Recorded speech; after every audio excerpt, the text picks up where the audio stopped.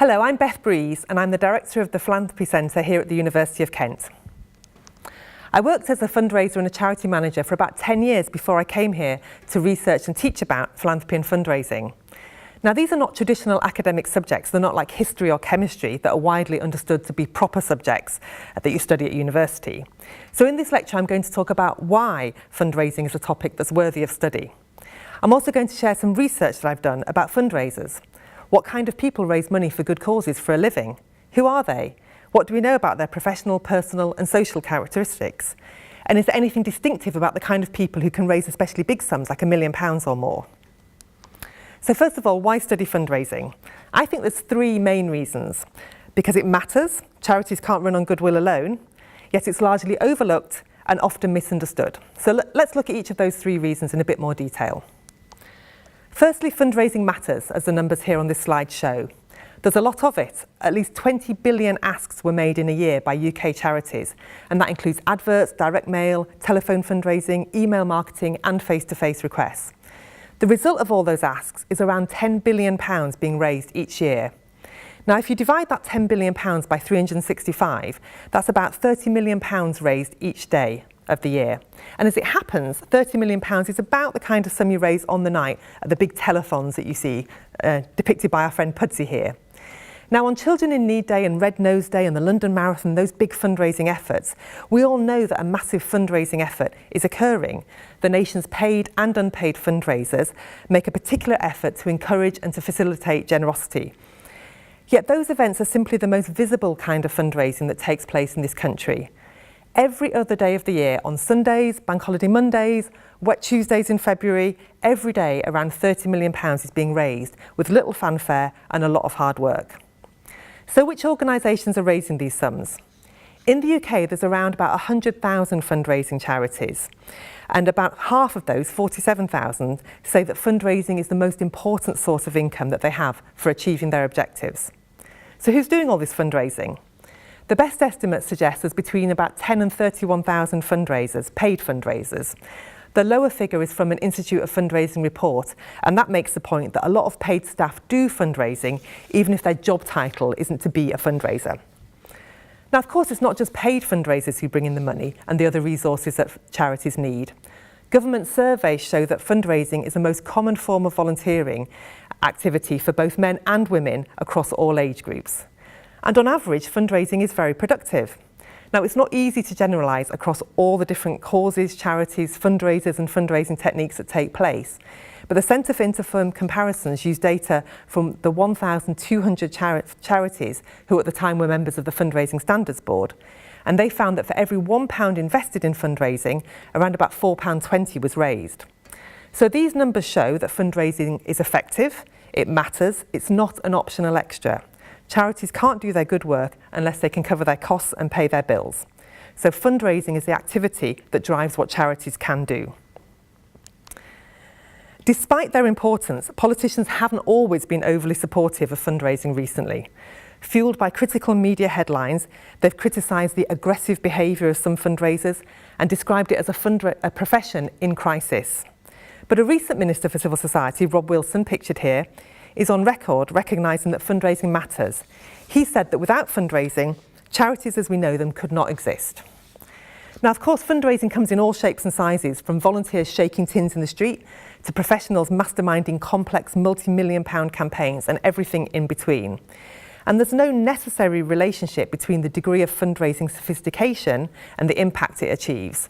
So it's not just a numbers game, as this story shows. 50 years ago, in 1967, the Mothers Club of a school in Seattle in the USA organised a jumble sale, or a rummage sale as they would call it. The proceeds were used to buy a crude terminal for the school's new computer club. Two of the students were called Bill Gates and Paul Allen, and they used their lunch hour to teach themselves programming on that computer raised by this method, and the rest, as they say, is history. So here he is on the left, a teenage Bill Gates on the computer bought with the proceeds of a jumble sale. Now, what I find especially interesting about this story is that most people haven't heard of it. You know, Bill Gates is a very well-known man. He's a global cultural icon. People know a lot about him. They know that he was the richest man in the world because of his work at Microsoft.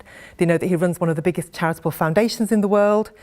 But his life and achievements were profoundly affected by fundraising, and most people don't know that. And that's an example of my second reason for studying fundraising, because in so many ways it's overlooked and ignored, and really is quite an invisible career. Now, I spent 10 years working as a fundraiser, and when I moved into studying fundraising, I was struck by the fact that most studies were donor-centric. It was all about the givers. Who are they? What do they give to? How much do they give? How do they choose their causes? And there was almost no mention at all of what I just spent 10 years doing, which was asking donors to give. It was as if donations just happened, as if people woke up in the morning and thought, I know, I'll write a big cheque or set up a direct debit to a charity. And when I started interviewing donors for my research, everything from very small committed donors to big multi-million-pound donors, the same thing happened. They rarely mentioned fundraisers when they gave an account of their giving. But charitable giving and philanthropy don't happen in a vacuum. Giving and asking are two sides of the same coin. Now, the common wisdom that if you don't ask, you don't get turns out to be true, as these studies quoted here show. Varesh Yeshi said that being asked to help is the most significant factor in predicting helping behaviour. Bryant and Beckers conclude that almost all donations are solicited in some way. Beckers and Wiepking analysed hundreds of studies of charitable giving and philanthropy, and they found that the propensity to be asked is positively related to the propensity to give. And the economist James Androni actually coined this as an iron law. He said that people are more likely to give and also tend to donate more when they're asked. And of course, the opposite is also true. Most people say that their reason for not giving is because no one ever asked them.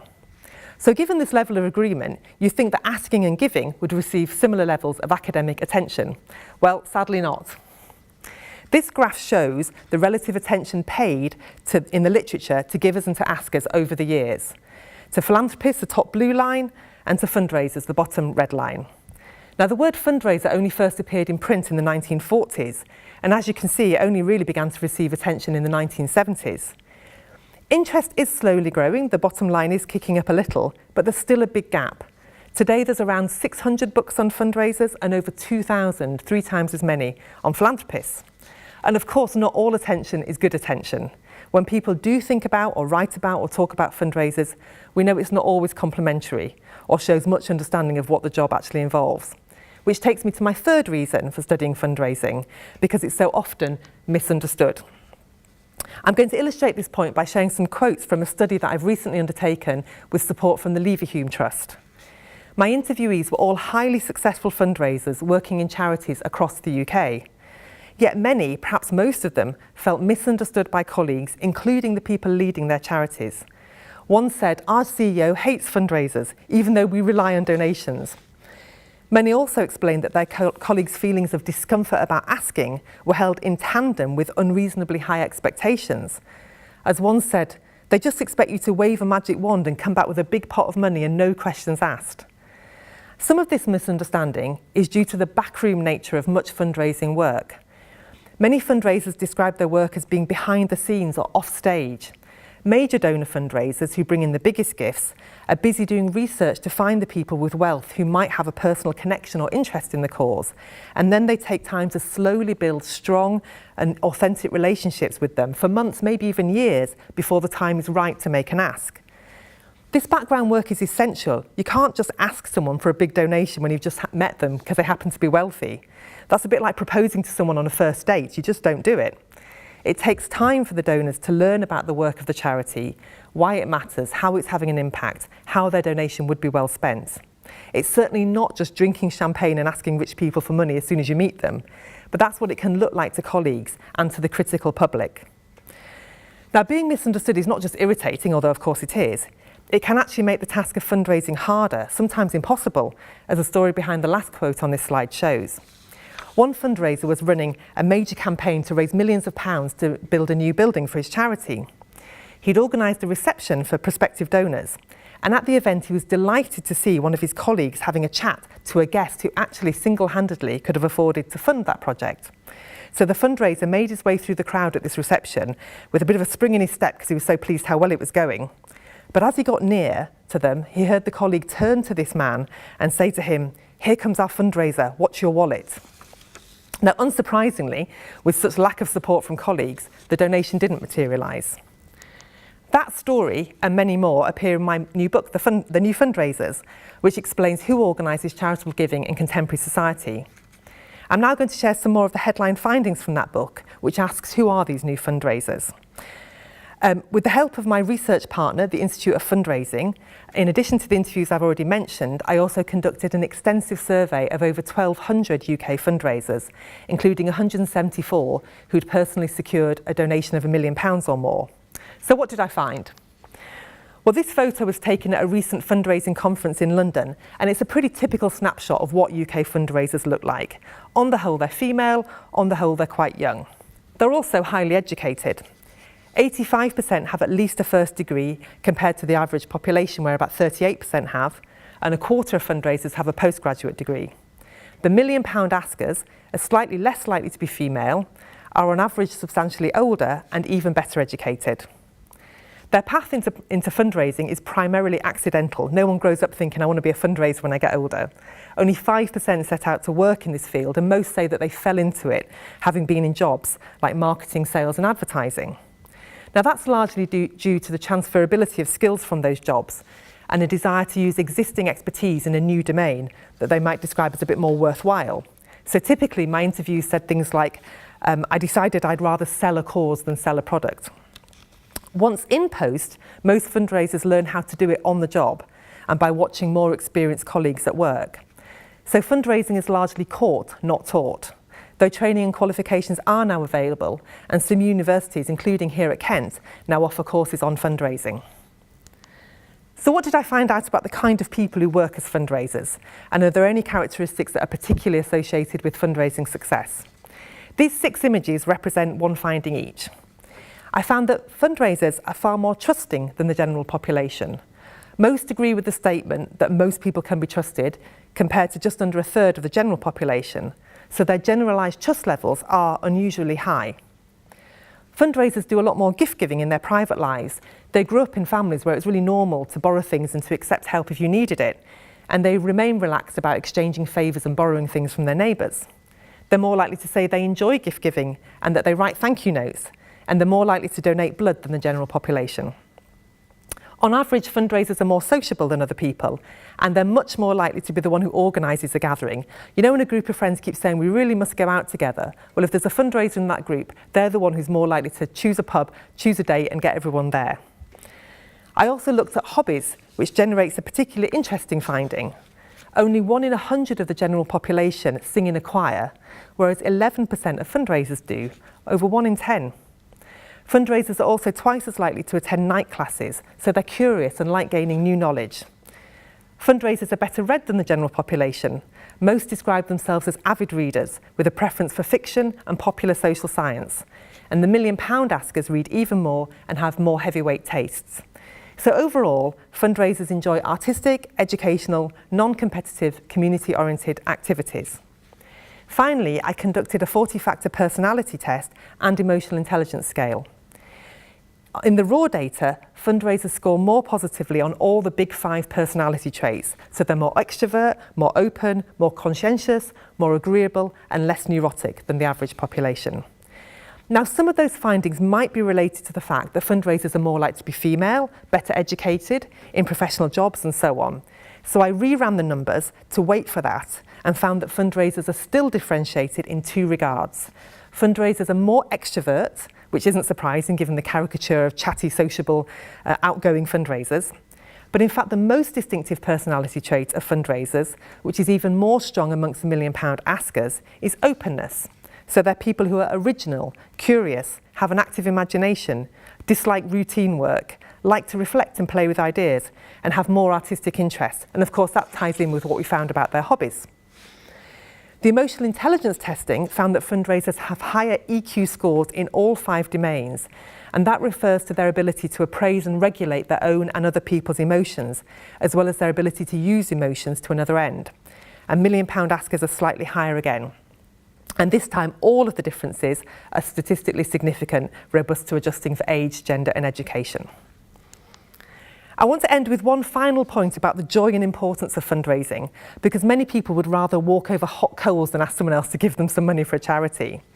Now, that's because both money and generosity are widely considered to be private matters, especially in the UK, so there can be quite a taboo about raising either of these topics in polite company.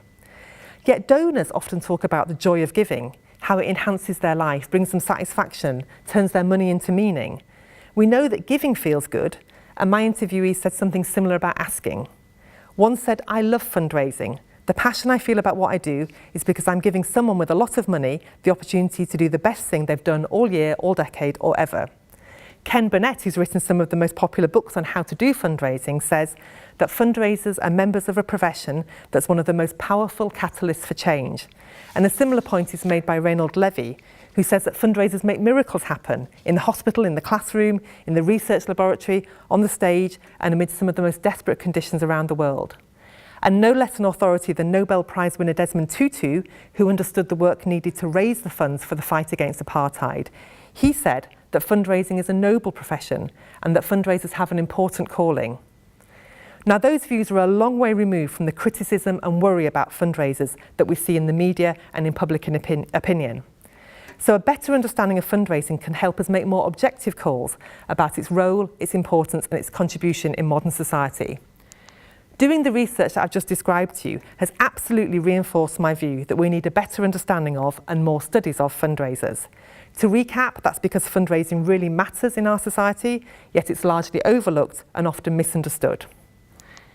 That's a very whistle-stop tour of 3 years of research, and if you want to know more, it's all in the book. Thanks very much for watching.